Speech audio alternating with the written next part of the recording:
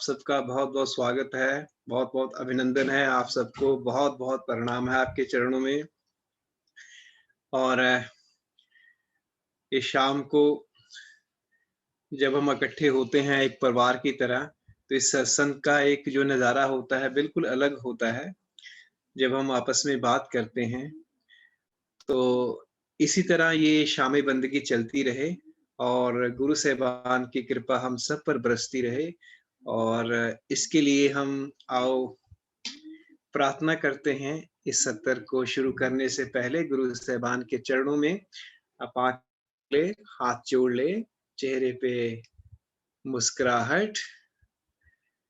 आओ प्रार्थना करते हैं गुरु साहिबान परम गुरु ओशो के चरणों में, सद्गुरु सिद्धार्थ औलिया जी के चरणों में, कि वो हम सब पर हमेशा की तरह अपनी कृपा दृष्टि बनाए रखें। हम सबको अपने रहमो करम से नवाजें। हम हमेशा उस मार्ग पर चलते रहें जिस पर वो हमें हर कदम पर अपना साथ देकर ले जा रहे हैं।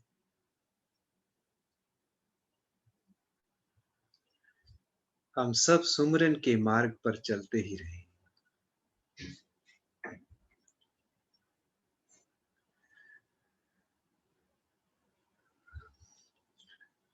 तो धीरे से आंखें खोलिए।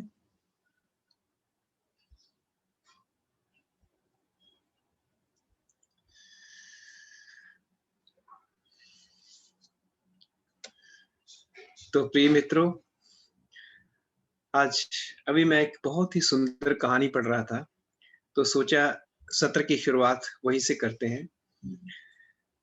तो कहानी ऐसे थी कि एक बच्चा कृष्ण था और हर साल उसके माँ-बाप उसको गर्मी की छुट्टियों में उसकी नानी के घर ले जाते थे।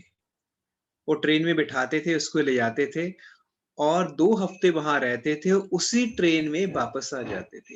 ये सिलसिला काफ़ी सालों से चल रहा था। तो एक दिन कृष्णा ने कहा जब गर्मी की छुट्टियाँ आई, तो उसने कहा कि अपने माता-पिता को कि हर साल मैं आपके साथ जाता हूँ। वही ट्रेन है, वही रास्ता है। अब मैं बड़ा हो गया, तो इस बार मैं अकेला जाऊँगा। जब बच्चे बड़े हो जाते हैं, तो वो ऐसा समझ लेते हैं कि हम बड़े हो गए हैं और वो कहता है कि मैं अकेला ही जाऊँगा, तो मैं अकेला जा सकता हूँ। तो माता-पिता ने कहा, "ठीक है, आप जिद कर रहे हो तो आप अकेले चले जाइएगा।" तो वो जाने लगता है, उसके माता-पिता ट्रेन स्टेशन पर छोड़ने आते हैं और ट्रेन चढ़ने से पहले उसको सारा समझाते हैं, ऐसे करना है, ऐसे बैठना है, ये करना है, ये नहीं करना है। तो कृष्णा कहता है कि माता-पिता को कहता है कि आप कितनी बार ये बातें मुझे बता चुके हैं, कितनी बार ये बात आप मुझसे कर चुके हैं, तो मुझे सारा इन चीज़ों का पता है। तो कहते ठीक है। तो जब ट्रेन में वो बैठता है और खिड़की से उसके माता-पिता उसको विदा करने लगते हैं, तभी उसके जो पिता होते हैं अंदर आकर वो कहते हैं कि अगर कोई भी आपको समस्या आती है बेटा, तो उसकी जेब में एक वो छोटा-सा एक कागज़ का टुकड़ा डाल देते हैं। कोई भी अगर समस्या आती है, तो आप इसे देख लीजिएगा, इसे पढ़ लीजिएगा।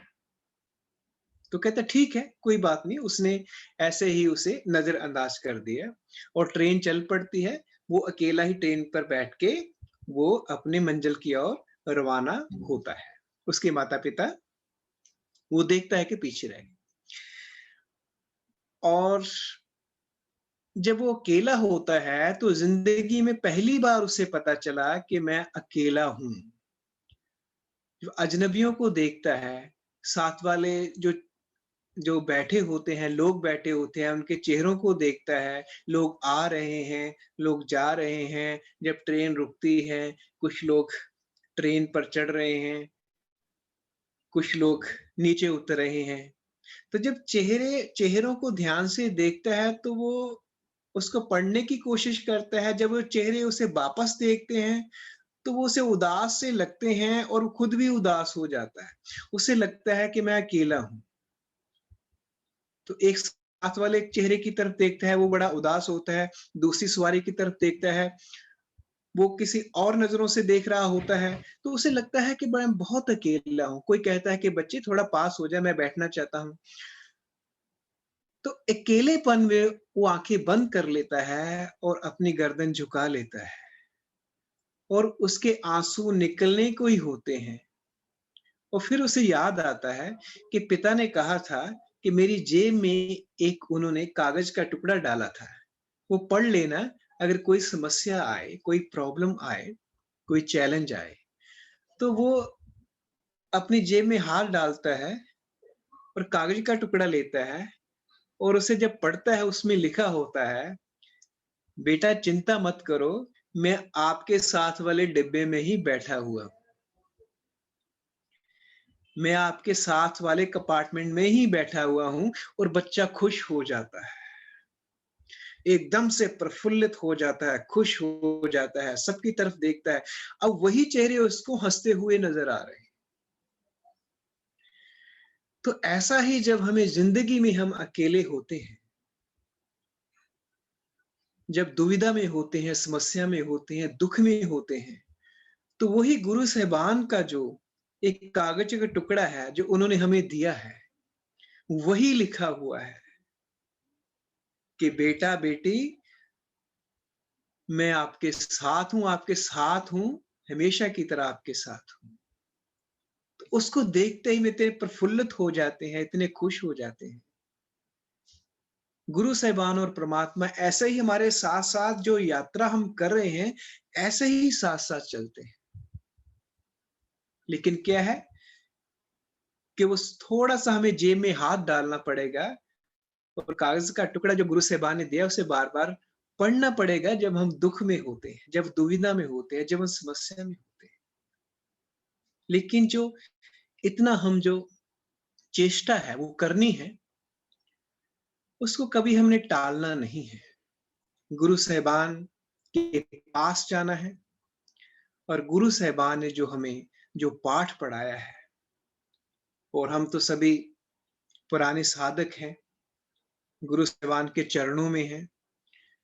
तो नए साधकों तो हम यही कहते हैं कि मैं यही सबको बोलता हूँ, जो अभी तक वहाँ नहीं पहुँचे हैं, उनके समक्ष नहीं गए हैं, उनका आशीर्वाद नहीं लिया है, तो कभी भी इसे हमें टालना नहीं चाहिए। अभी एक अम्बाला मैत्री संघ में ही एक परम गुरु ओशो का एक एक मैसेज था, एक संदेशा था कि शुभ को कभी ना टालो, हर चीज़ टालते जाओ लेकिन शुभ को कभी ना टालो। कि जो गुरु साहिबान उस यात्रा पे हम चल रहे हैं, वो हमेशा हमारे साथ हैं। तो दुःख किस बात का? समस्या कोई भी नहीं है। सिर्फ हमें जो उन्होंने जो हमें मंत्र दिया है, वो थोड़ा-सा हमने पढ़ना है, वो याद करना है, उन्होंने क्या कहा था। और जहाँ तक टालने की बात है, मैं इसीलिए बोल रहा हूँ कि अभी कल ही की बात है कि हमारे एक डॉक्टर साहिबा हैं, वो 37 ईयर ओल्ड, बहुत ही यंग, और उन्हें थोड़ा-सा एक अपने स्पाइन में प्रॉब्लम थी। तो स्पाइन में उन्होंने एमआरआई कराया, तो थोड़ा-सा उन्हें लगा रेडियोलॉजिस्ट को कि जहाँ कुछ प्रॉब्लम है, गड़बड़ है। और फिर एडवांस टेस्ट कराया, जिसे पीईटी स्कैन कहते हैं। जब स्कैन कराया तो वो ब्रेस्ट कार्सिनोमा का स्टेज 4 था। 37 साल की उम्र में स्टेज 4 ब्रेस्ट कार्सिनोमा। तो हम बड़े सरप्राइज़, बड़े हैरान रह गए, हतप्रभ रह गए, ये कैसे हो गया? कल तक वो कितने खुश थे, हँसी-मज़ाक करते थे, इकट्ठे बैठते थे, तो आज पूरी दुनिया, पूरी ज़िंदगी बदल गई। और वो ऐसा स्टेज थी कि यहाँ पे उसका ट्रीटमेंट, वो डेफिनिटिव ट्रीटमेंट कहते हैं, वो नहीं हो सकता। तो ज़िंदगी कैसे बदल जाती है, जब हम टालते जाते हैं, टालते जाते हैं। तो उनके ही एक जो हस्बैंड है, वो कार्डियोलॉजिस्ट है, तो एक बार हम मज़ाक में कह रहे थे उन्हें कि आपका जो पेशेंट आता है, हार्ट पेशेंट, आप कभी टालते नहीं, टाल सकते ही नहीं। कहते हाँ, हम कभी नहीं टाल सकते, 5 मिनट में भी नहीं टाल सकते, 5 मिनट के लिए भी हम इस केस को नहीं टाल सकते। उसी वक्त हमें जाना ही पड़ता है, हमें एक्शन लेना ही पड़ता है, क्योंकि 5 मिनट के बाद दुनिया बदल सकती है उस मरीज के लिए। ये बहुत ही जरूरी होता है। लेकिन अध्यात्म में हम बहुत चीजों को टालते हैं। क्यों टालते हैं? आज हमने उस मार्ग पर एक कदम नहीं बढ़ाया है, तो क्या फर्क पड़ा? हमारे पैसे क्या कम हुए? नहीं हुए। हमारे रिश्तेदार कम हुए? हमारे संबंधों में कोई अड़चन आई? नहीं आई। सब कुछ वैसा ही चल रहा है। लेकिन जो हमारा नुकसान है, वो कभी हमें नजर नहीं आता। और जब हमें लगे कि ये इमरजेंसी है, जब लगे कि ये इमरजेंसी है और समय बहुत थोड़ा है, तो फिर हम एक भी दिन, हर कदम आगे आगे बढ़ते जाएंगे। एक ही दिन, हम एक भी दिन हम वेस्ट नहीं करते हैं। और ऐसे लगता है जब नहीं करते हैं उस मार्ग पर, एक कदम ही नहीं बढ़ता, तो ऐसे लगता है कि कुछ ना कुछ बहुत सारा नुकसान हो गया। और ये कब होता है? जब इमरजेंसी हो, आपातकालीन स्थिति हो। जब हम ऐसा समझ लेते हैं, तो अपने आप ही उस मार्ग पर चलते हैं। और उस मार्ग में चलने का इतना मजा है, क्योंकि गुरु साहिबान हमेशा साथ रहते हैं। और कभी-कभी उनके जब एहसास रहता है, उनका साथ रहता है, हमारे हृदय में उनका जो तस्वीर है वो रहती है, तो हमें पता ही नहीं चलता कि हम फिर देखते हैं हम कितना आगे बढ़ गए हैं। क्योंकि उनकी सेवा में जब हम लगते हैं, तो जो कृपा उनकी तरफ से बरसती है, वो अलग ही तरह की होती है, वो अलग ही तरह की होती है। और उनके आशीर्वाद से ही, उनकी कृपा दृष्टि से ही, अपने करने से कुछ नहीं होता है। और क्योंकि वो याद दिलाते रहते हैं, बेटा घबराना नहीं, मैं आपके साथ हूँ। तो इसी सत्संग में अब मैं थोड़ी देर अपनी वाणी को विराम देता हूँ और आचार्य श्री से प्रार्थना करता हूँ कि वो सत्र को आगे बढ़ाएं। बहुत सुंदर डॉक्टर साहब, thank you very much for taking us to a very important juncture of life. जीवन में जैसा कि डॉक्टर साहब की बातों से हमें बोध हुआ, सबसे बड़ी समस्या मनुष्य की एकाकीपन की है। वो अकेला महसूस करने लगता है, भीड़ में भी अकेला महसूस करता है। सबके साथ होते हुए भी, पत्नी है, परिवार है, बच्चे हैं, दोस्त हैं, कुलीग हैं, फिर भी कई बार हमें लगता है कि बिल्कुल जैसे अकेले पड़ गए। एम्प्टीनेस का एहसास होता है, खालीपन का एहसास होता है। और वो खालीपन का एहसास वास्तव में मनुष्य का सौभाग्य भी है और दुर्भाग्य भी एक साथ। दुर्भाग्य इसलिए कि अगर मनुष्य सचेत नहीं होता, सजग नहीं होता, सही दिशा में नहीं जाता, तो वो उसे डिप्रेशन में ले जाएगा, बीमारियां आमंत्रित करेगा, बीमारियों का वो घर हो जाएगा, उदास, निराश, परेशान रहेगा, दुखी होगा, जीवन के प्रति वो घृणा से भर जाएगा, सब कुछ उसे बेकार लगने लगेगा। और अगर उस खालीपन को भरने के लिए वो ठीक से उपाय करने लगेगा, उसे एहसास होगा कि समथिंग इज मिसिंग, कुछ मिस हो रहा है, और उसकी वो तलाश करेगा। तो सामान्यतः तो कैसे तलाश करेगा? उसे मनोरंजन से भरने की कोशिश करेगा, पद से, प्रतिष्ठा से भरने की कोशिश करेगा, मित्रों का संग साथ करके उसको भूलने की कोशिश करेगा, और तरह तरह के सांसारिक उपाय करेगा। लेकिन फिर भी उसे लगेगा कि नहीं, समथिंग इज मिसिंग समवेयर, कुछ अभी बात बनी नहीं। तो फिर वो किसी सत्संग में जब पड़ जाएगा कोई डॉक्टर साहब जैसा या खंडूजा जी जैसा, कोई अनुराधा जैसी, अनीता जी जैसी, सुरेंद्र जी जैसा कोई व्यक्ति मिल गया, तो उसे वो कहेगा कि ऐसा ऐसा है, हम जहां से जुड़े हैं, हमारा जो संघ है वो ऐसी ऐसी गतिविधियां करते हैं, मिलकर ऐसी ऐसी बातें करते हैं, और उसमें हमें बड़ा अच्छा लगता है, बड़ा मजा आता है। और वो डायरेक्ट करेगा, उसे कुछ बताएगा तो उसका दिल करेगा और वो संग साथ आएगा। तो वो किताबें पढ़ने लगेगा। किताबें पढ़ने से उसकी प्यास जागेगी और एम्प्टीनेस थोड़ी और प्रखर होगी, है ना। फिर वो किताबें पढ़ने के बाद वो कहेगा कि चलो मैं भी तुम्हारे सत्संग में चलता हूँ, मैं भी गुरुजी के पास जाता हूँ। वो सत्संग करने लगेगा। सत्संग में उसे विवेक होगा, उसका कुछ थोड़ा सा ज्ञान बढ़ेगा, उसे लगेगा कि कुछ एम्प्टीनेस भरने लगी। और फिर गुरु के साथ बैठ बैठ के सत्संग में रम के उसे एहसास होगा कि कुछ है जो धीरे धीरे उसको तृप्त कर रहा है, उसको भरता जा रहा है। वो सद्गुरु के प्रेम में पड़ जाएगा। उसे लगेगा कि सद्गुरु जैसे मेरे ऊपर ही ध्यान दे रहे हैं, मेरी तरफ ही देख रहे हैं, मुझे देखकर ही कह रहे हैं, मेरे मन की बात जैसे वो जान गए हैं। ऐसा उसे प्रतीत होगा, जैसा कि हम सबको लगता है कि सद्गुरु को ये कैसे पता चला कि ये मेरा प्रश्न है या मुझे आज इस चीज की जरूरत है। उसे भी लगने लगेगा। और फिर वो जो सद्गुरु कह रहे हैं उसे ख्याल आएगा कि ये करके देखें।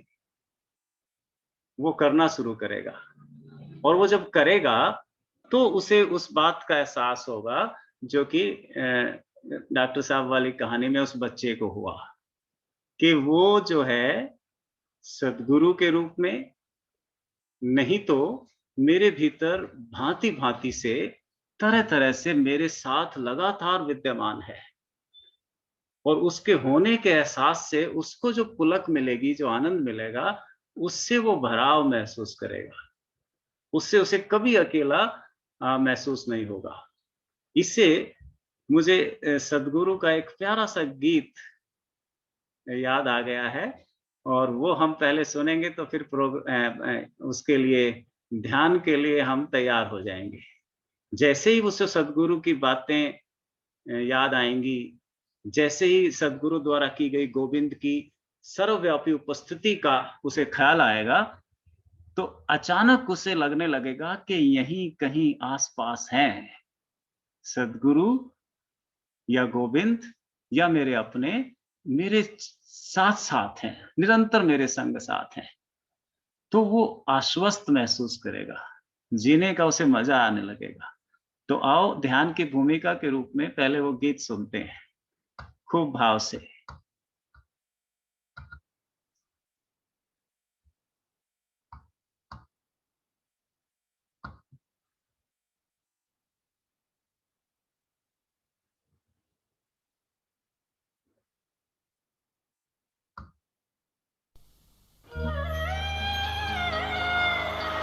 कहीं आस पास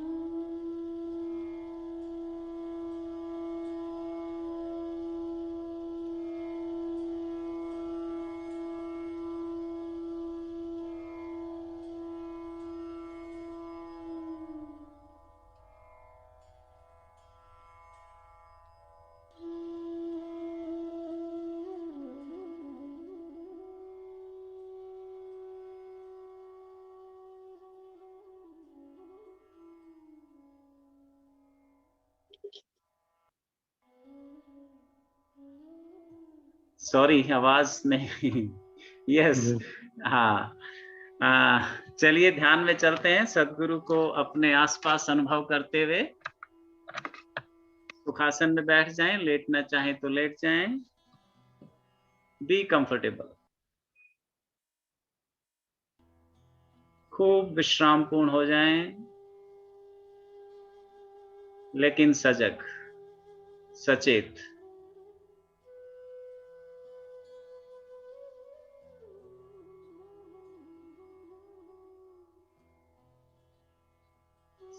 स्वयं को सब ओर से अनंत आकाश से घिरा हुआ महसूस करें। Feel that you are surrounded by infinite space around you. अनंत आकाश ने हमें घेरा है।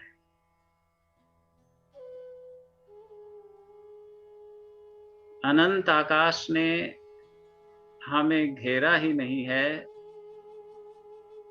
यह अनंतता हमारा ही होना है, विस्तार है।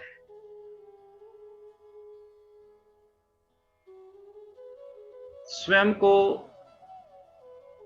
अनंत जानो, अनादि अनंत। ना कहीं से शुरू हैं, ना कहीं से समाप्त हो रहे हैं।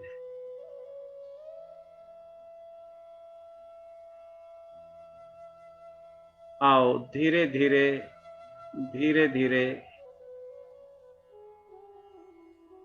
अपने भीतर की ओर, इस अनंत अनादि के केंद्र की ओर गति करते हैं। अनंत अनादि के भीतर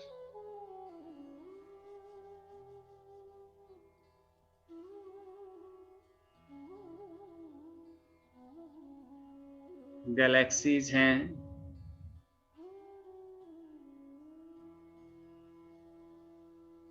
सौरमंडल है,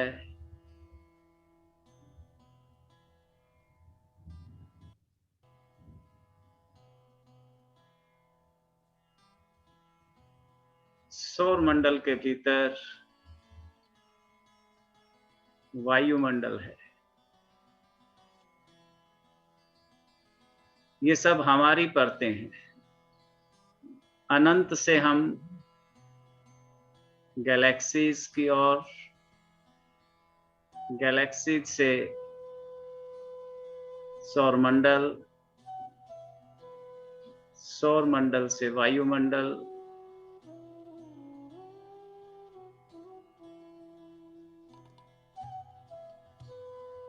और भीतर अपने आए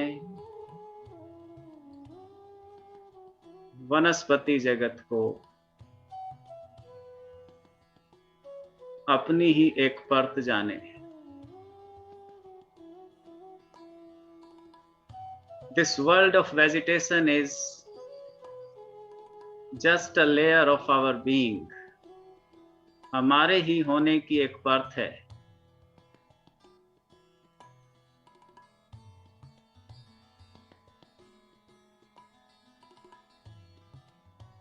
वनस्पति के और भीतर जीव जंतु, पशु पक्षियों का जगत।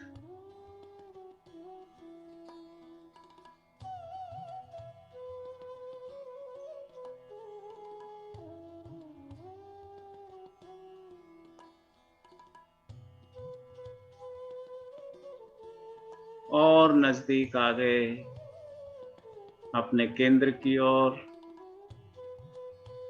अपने अल्टीमेट सेल्फ की ओर।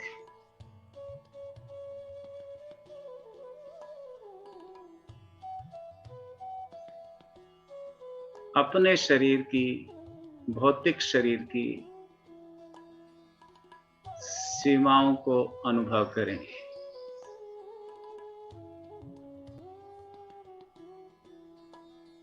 स्वयं को अपनी त्वचा के अंदर,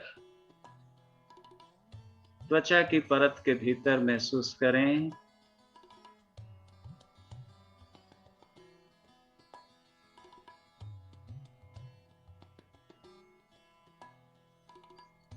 त्वचा के भीतर अपने सांसों को, अपनी इलेक्ट्रिक बॉडी को,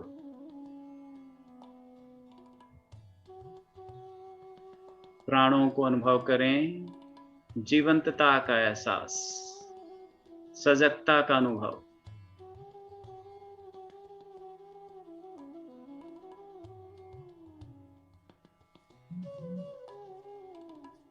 प्राणों के और भीतर विचारों की परत है।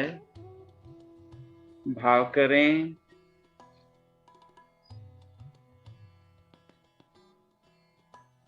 कि विचारों का एक घेरा,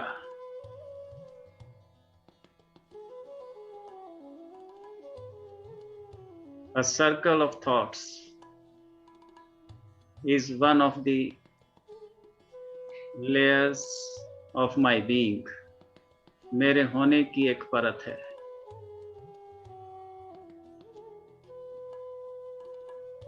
विचारों के और भीतर चलें, अपनी फीलिंग्स पर, भावों पर। Come to the emotions. This is emotional layer. भावनाओं की परत।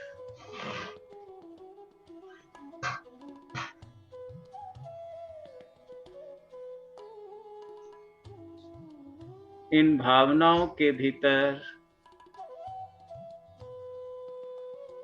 एक हमारे पास विल है, एक हमारे पास मर्जी है। वो मर्जिंग हमारे पास स्टीयरिंग है, जैसे गाड़ी का स्टीयर।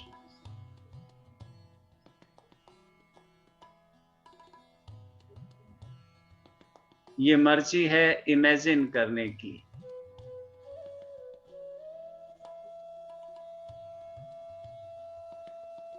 ये मर्जी है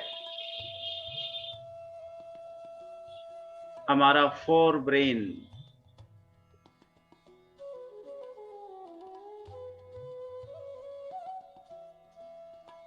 फ्रंट मेंटल कॉर्टेक्स, जो केवल प्रभु ने मनुष्य को ही दिया है।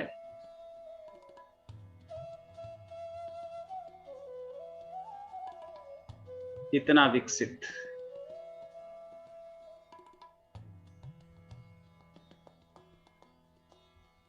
यहां से हम भावातीत हो सकते हैं, भावों के पार जा सकते हैं।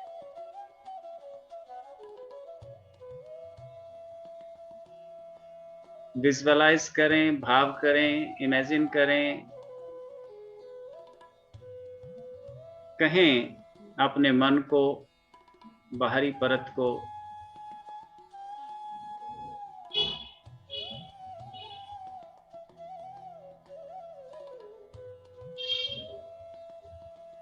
धीरज धरो, बी पेशेंट।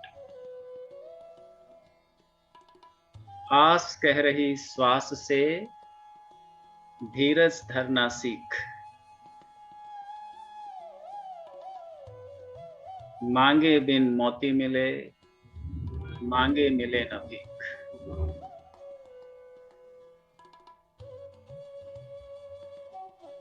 कहें अपने मन को कि सब गोविंदमयी है। Everything around us is full of godliness. सब गोविंदमयी है।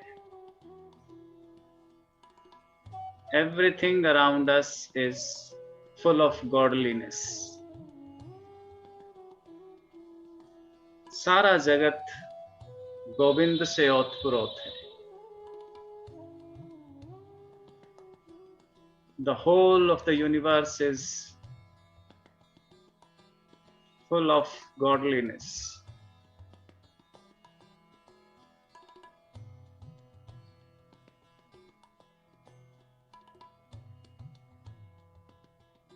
मेरे आसपास, ऊपर नीचे, इर्द गिर्द ही नहीं, not only just around me, but also within me, बल्कि भीतर, भावों के भीतर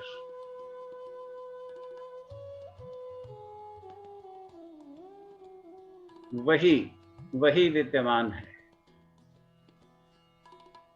भीतर नाद के रूप में, ओंकार के रूप में,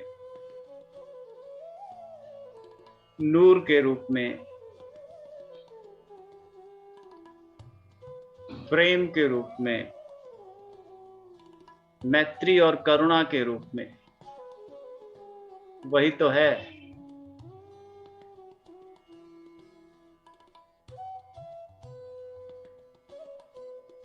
It is He which is love in me, compassion in me, light in me, and the divine sound in me.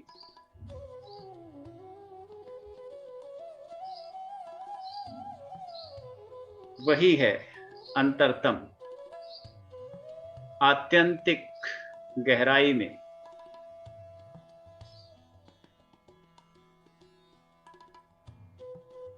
मुझमें ही नहीं, जीवात्मा में ही नहीं, सेल्फ में ही नहीं, पर आत्मा में भी, दूसरे में भी, द अदर में भी.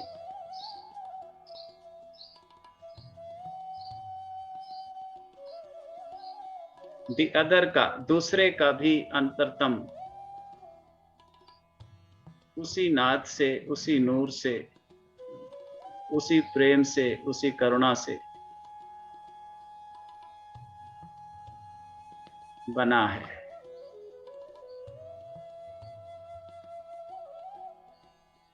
पर आत्मा ही नहीं, पदार्थ भी,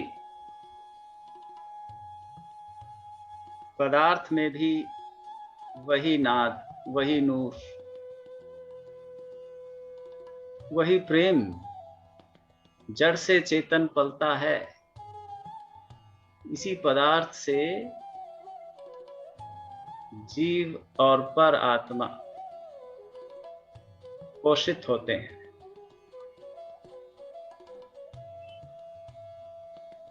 पदार्थ में भी चेतना होने के सबूत विज्ञान को मिल रहे हैं.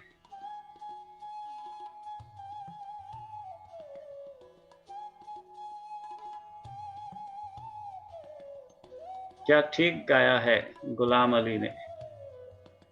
हर जर्रा चमकता है अनवारे इलाही से, हर सांस ये कहती है हम हैं तो खुदा भी है.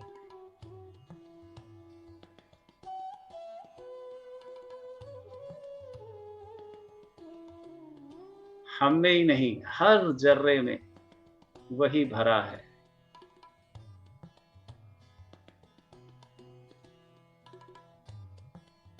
कोई खाली नहीं, कोई अकेला नहीं.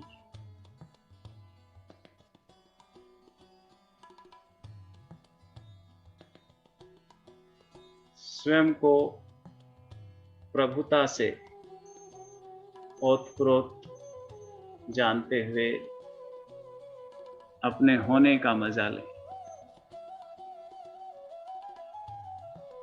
Enjoy your being by being assured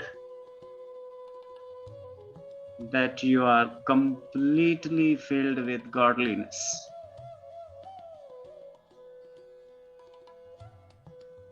अपनी भगवत्ता को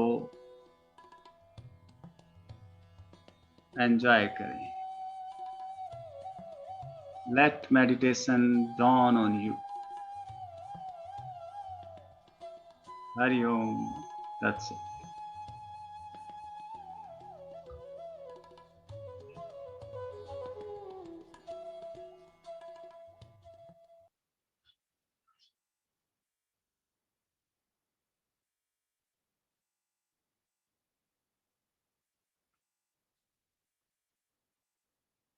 तो इसी की बात हम कर रहे थे डॉक्टर साहब, जैसे मेडिकल साइंस में है, वो जो फ्रंट फोर ब्रेन है वो सिर्फ मनुष्य के पास है, और जो प्राइवेट जॉब वाले एंटरप्रेन्योर्स जो हैं वो उसका उस फ्री विल का ज्यादा इस्तेमाल कर सकते हैं, उनको ज्यादा फ्रीडम होती है उसको इस्तेमाल करने की, और नौकरी वालों को वो थोड़ा सा कंसीडर करना पड़ता है दूसरों को देखकर, या कई बार चाहते हुए भी हम उसका यूज नहीं कर पाते, है ना।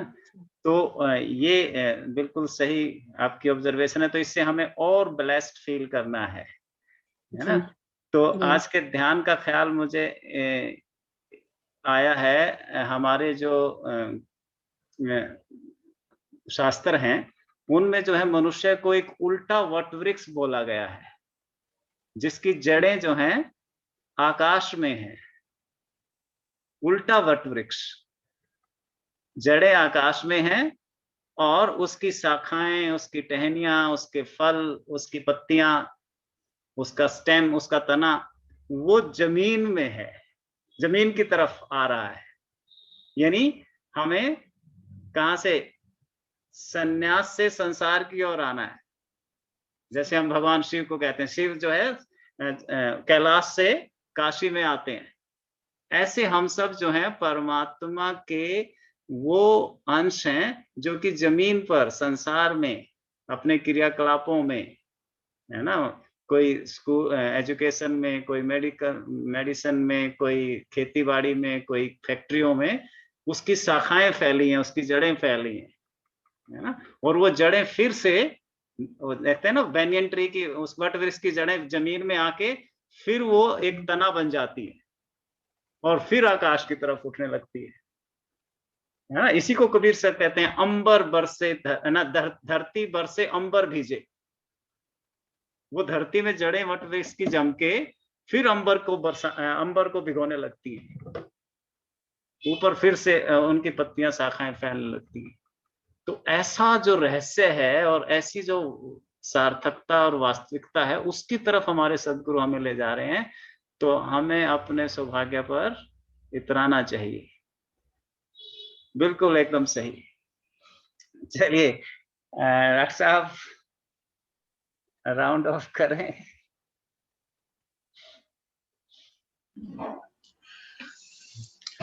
बहुत ही सुंदर अलग अलग विषयों पे आज सत्संग हुआ, बहुत ही बढ़िया। ध्यान तो बहुत ही सुंदर था, और जैसे माँ ने कहा कि टाइमलेसनेस आ जाती है, तो ध्यान का ये अपना एक आयाम है कि टाइमलेसनेस का। और जैसे परम गुरु ओशो का प्रवचन सुन रहे थे हम, कि बाहर जो एक्सट्रोवर्ट है और हमें अंदर की ओर जैसे जाना है, तो से अष्टांग योग में प्रत्याहार के नाम से, और गुरु साहिबान दृष्टा कहते हैं इसे, जो इंद्रियों के विषय वो बाहर हैं, उनका भोजन बाहर है, उनको काट के प्रति उसको विपरीत करके अपने अंदर की ओर खींचना है। तो ये ध्यान के लिए बहुत ही जरूरी है, बहुत ही जरूरी है। अष्टांग योग का बहुत ही महत्वपूर्ण अंग है, और सारे अंग महत्वपूर्ण है, पर हमें इस बात पे इतराना चाहिए कि हमारे साथ गुरु साहिबान हैं, और हमेशा हम इसे याद रखेंगे। वो हमेशा बोलते हैं कि फिक्र किस बात की, मैं आपके साथ वाले डिब्बे में नहीं, आपके साथ ही बैठा हुआ हूँ। बिल्कुल। इसी के साथ हम इस सत्संग को विराम देते हैं और उत्सव के साथ विदा लेंगे। जी, उत्सव मनाएंगे 2 मिनट, फिर विदा होते हैं, और शाम को मिलते हैं 8:30 पौने 9 बजे राजीव जी के यहाँ पे सूफी हाँ, दरबार में, बिल्कुल बिल्कुल, है ना। बिल्कुल जी।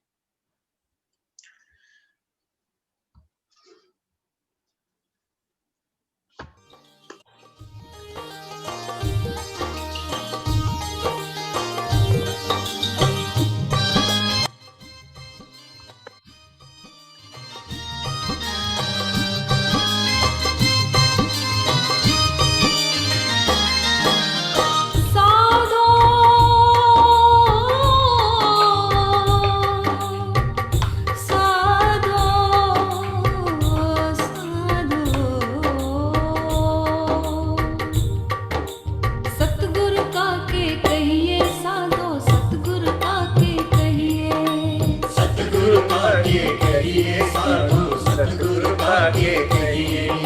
बूझ विचार पढ़ो नर प्राणी, भव सागर नहीं बहिए। सतगुरु का के कहिए साधु, सतगुरु का के कहिए। सतगुरु का के कहिए साधु, सतगुरु का के कहिए।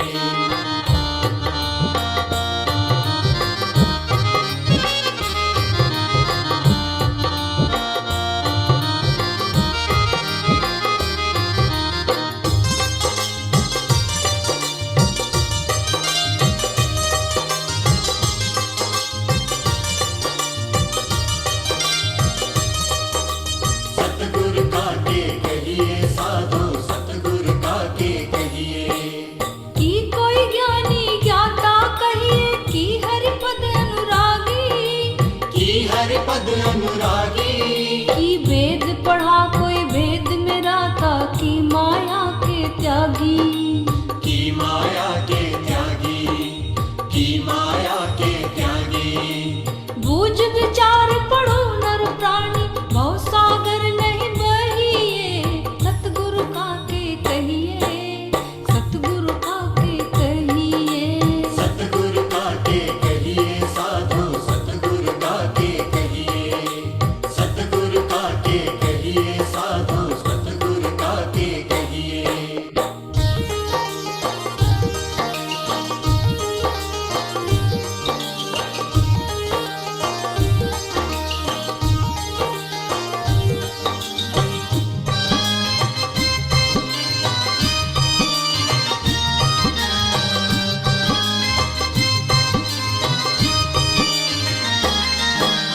सतगुरु सो सत शब्द स्नेही, निगम नीति कही गावे। निगम नेत कही गावे। कहे दरियादर सबते न्यारा, जो कोई भेद बतावे। जो कोई वेद बतावे। जो कोई वेद बतावे।